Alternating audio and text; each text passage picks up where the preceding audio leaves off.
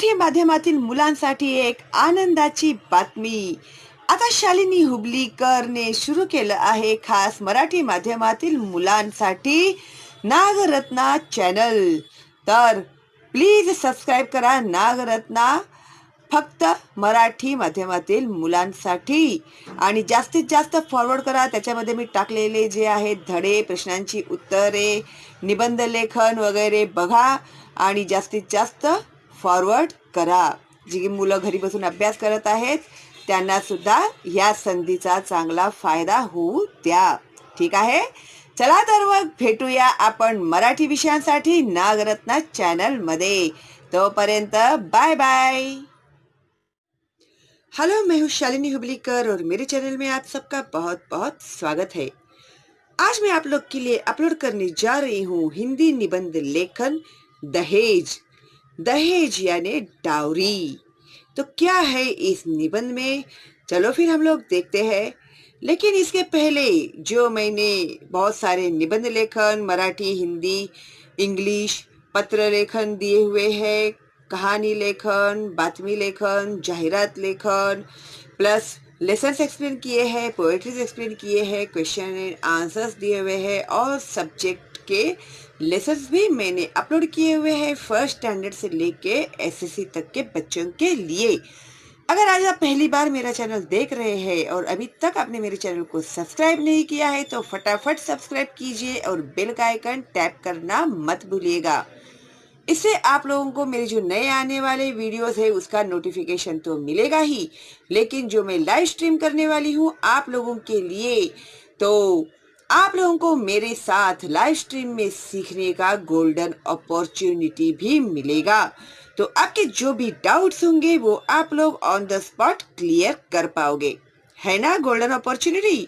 तो फटाफट सब्सक्राइब करके बेल का आइकन टैप कीजिए और फॉरवर्ड कीजिए अपने दोस्तों को और रिलेटिव्स को ज्यादा से ज्यादा, क्योंकि ये मंथ एंड तक हम लोगों का टारगेट है 1 मिलियन सब्सक्राइबर्स का. और इसके लिए मेरे बच्चे लोग जो है, मेरे जो स्टूडेंट्स है, उन लोगों ने बहुत जोर शोर से काम शुरू कर दिया है और मुझे नतीजा भी दिखाई दे रहा है. लेकिन आज आप नए हो तो मैं आप लोगों को बता देती हूँ, अभी ये जो गाड़ी हम लोगों की है, आप लोगों को 1 मिलियन सब्सक्राइबर्स तक लेके जाने की जवाबदारी अभी आप लोगों की भी है. ठीक है, चलो फिर अब मैं शुरू कर रही हूँ. दहेज हमारे समाज को कलंकित करने वाला शब्द है ये दहेज. पहले के जमाने में जब बेटी शादी करके विदा होती थी तो माँ बाप अपनी खुशी से बेटी को घर के सामान देकर विदा करते थे. तो बेटी जा रही है अपना मायका छोड़ के ससुराल में, तो जो मम्मी पापा होते हैं वो खुशी से उसको बर्तन, फर्नीचर, कपाट वगैरह से देते थे. पहले ये खुशी से देते थे, लेकिन धीरे धीरे ये प्रथा बनने लगी और बाद में लोग जबरदस्ती करके बेटे के पढ़ाई लिखाई का खर्चा वसूल करने लगे. अभी शादी क्या हो गई, सौदा हो गई. तो बैठेंगे फिर बेटे का कितना खर्चा हुआ, हाँ भाई उसके पढ़ाई का, इसका उसका 5 लाख खर्चा हुआ, वो 5 लाख आप लोगों को दहेज में देना पड़ेगा. और आने जाने के लिए हमारे बेटे को स्कूटर या फिर बाइक दो या फिर गाड़ी दो, और रहने के लिए फ्लैट दो. ऐसे सब डिमांड्स जो थे लोगों के बढ़ने लगे. और ये डिमांड पूरी करने के लिए जो माँ बाप होते थे बेचारे, कर्जा ले लेकर बेटी को उन लोगों की जो डिमांड्स होता था ना वो पूरा करते थे. और उस जमाने में लोग बहुत डरते थे बदनामी से. कहीं अगर बेटी आकर घर पे बैठ गई तो फिर 1000 लोग 1000 सवाल पूछेंगे तो उन्हें हम लोग क्या जवाब देंगे.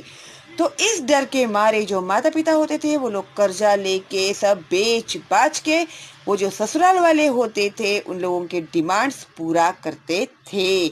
बहुत ज़्यादा और बहुत बड़ा हो जाएगा ये अगर मैं आप लोगों को ये सब बताते बैठूंगी. तो चलो फिर हम लोग कम टू द पॉइंट. फिर धीरे धीरे ये प्रथा बनने लगी और बाद में लोग जबरदस्ती करके बेटे के पढ़ाई लिखाई का खर्चा वसूल करने लगे. पैसे वसूल करने के लिए बहू को शारीरिक और मानसिक अत्याचार होने लगे.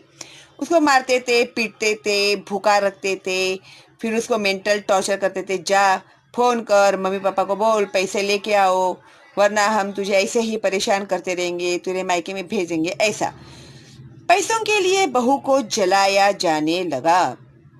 फिर वो जो पल्लू होता था ना, वो गैस में डाल देते थे, केरोसिन डाल के जला देते थे लड़की को। फिर बोलते थे वो खाना पका रही थी और जल गई और इस तरह से उसकी मौत हो गई करके ऐसे बहाने बनाते थे।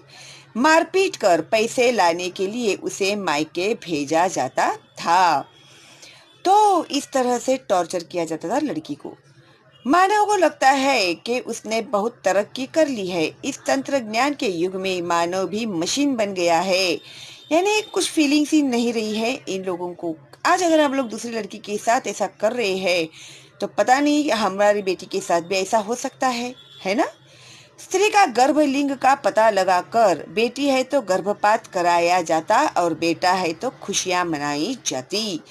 अभी वो लोग क्या करते थे, पता लगता है कि लड़की बहू प्रेग्नेंट है तो उसको तुरंत अस्पताल में लेकर जाएंगे। फिर पेट में बच्चा कौन है, लड़का है क्या लड़की है, उसको चेक करेंगे। और फिर अगर लड़की रहेगी तो वो बच्चे को मार दिया जाता था और लड़का होता तो खुशियां मनाई जाती थी।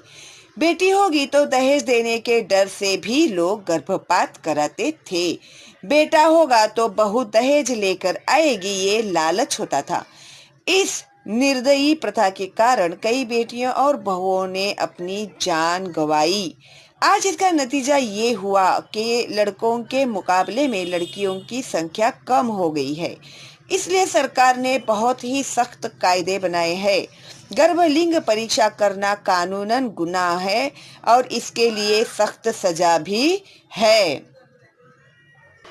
जहां पर ये लिंग परीक्षा की जाती है उन डॉक्टर लोगों के लाइसेंस भी कैंसिल करवा दिए थे सरकार ने, और आज भी ये कायदा उतना ही सख्त है। और जिन लोगों ने करवाई है यह गर्भलिंग परीक्षा उन्हें भी सख्त से सख्त सजा भी दी जाती है और उन लोगों से फाइन भी वसूल किया जाता है। तो इस तरह से कड़क कायदे बनाए हैं सरकार ने। तो गर्भलिंग परीक्षा करना कानूनन गुनाह है और इसके लिए सख्त सजा भी है। दहेज लेना भी एक अपराध है और दहेज देना भी एक अपराध है। दहेज लेने वाले से ज्यादा अपराधी दहेज देने वाला होता है, जो कानूनन अपराध है। लेने वाला तो अपराधी है ही, प्लस दहेज देने वाला भी तो उतना ही अपराधी हुआ ना। अगर वो देगा ही नहीं तो सामने वाला लेगा कैसे। इस तरह से आज की युवा पीढ़ी बहुत जागरूक हो गई है। सिर्फ लड़कियां ही नहीं बल्कि लड़के भी दहेज प्रथा के खिलाफ है। अभी लड़कों को लड़कियां ही नहीं मिल रही है शादी करने के लिए, क्योंकि लड़कियों की संख्या जो है वो बहुत कम हो गई है। इसके लिए अभी लड़कियों की संख्या को बैलेंस करना बहुत जरूरी है और अभी लड़कियों का डिमांड भी बहुत बढ़ गया है ना। तो ये प्रथा बंद करने की वजह से बहुत सारी जो बेटियां हैं उन लोगों की जान बच गई है और लोग भी जो भी न्यू यंग जनरेशन आया है वो भी बहुत ही अवेयर है इन सब मामले में। पहले के लोग क्या करते थे, बेटी होती थी तो मातम मनाते थे, दुख मनाते थे, लेकिन अभी ऐसा नहीं होता। अभी बेटी होती है तो लोग उतनी ही सेलिब्रेट करते हैं जितना बेटा होने के बाद करते हैं। तो आज की युवा पीढ़ी बहुत जागरूक हो गई है। सिर्फ लड़कियां ही नहीं बल्कि लड़के भी दहेज प्रथा के खिलाफ है। अब ये नवयुग की युवा पीढ़ी ही दहेज की प्रथा को जड़ से उखाड़कर फेंक देगी, यही मेरी आशा है। ठीक है, इतना मैंने कंप्लीट कर दिया आप लोगों के लिए। और अभी इसमें और कुछ ऐसे पॉइंट्स है जो आप लोग ऐड कर सकते हैं, जैसे कि मैंने एक्सप्लेनेशन में आप लोग को बहुत सारे पॉइंट्स दिए भी है। तो और भी कोई अच्छे पॉइंट्स है जो आप उसको ऐड करके इसमें अच्छे से अच्छा निबंध लिख सकते हैं, तो जरूर लिखिएगा। ठीक है, और ज़्यादा से ज़्यादा फॉरवर्ड कीजिए, लाइक कीजिए मेरी वीडियोस को। आप लोग लाइक बहुत कम करते हैं। हाँ, 100 कमेंट्स आते हैं आप लोग के और लाइक्स कम कैसे रहते हैं भाई। ठीक है, तो जरा ध्यान दो लाइक्स के ऊपर भी, तो मुझे थोड़ा सेटिस्फैक्शन कि हाँ बाबा चलो बच्चों को अच्छा लगा। कोई डाउट है तो कमेंट बॉक्स में पूछ सकते हैं। कोई टॉपिक है जिसके लिए आप लोग की गाड़ी अटक गई है निबंध लेखन के लिए तो भेजिए मुझे। मैं हूं ना शालिनी हुबलीकर आप लोगों के लिए भाई। Don't worry, be happy. ठीक है, चलो फिर अभी मैं आती हूँ जल्दी ही आप लोगों के लिए नया वीडियो लेके। तब तक देखिए दहेज हिंदी निबंध लेखन। Okay, bye bye.